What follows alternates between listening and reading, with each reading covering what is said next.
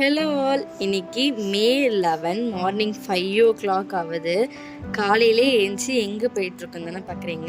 நாங்கள் இன்றைக்கி ட்ரெயினில் திருப்பூருக்கு போக போகிறோம். திருப்பூரில் எங்களோட குலதெய்வம் கோவில். ஸோ அதனால் நாங்கள் திருப்பூருக்கு போகிறோம்.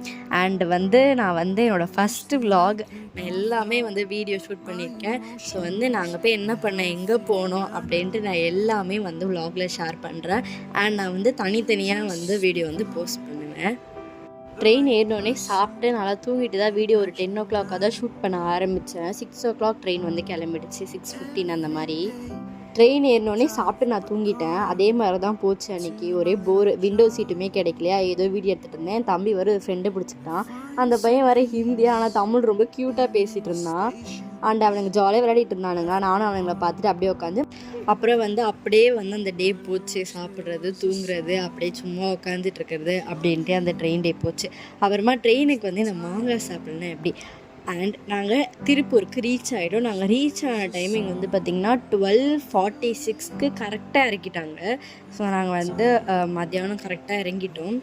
அப்புறமா இறங்கி நாங்கள் நேராக திருப்பூர் அந்த திருப்பூர்னு இருக்கிறத வீடியோ எடுக்கணுன்ட்டு நானும் அந்த போலீஸ் அந்த போர்டெலாம் எடுத்துகிட்டு இருந்தேன்.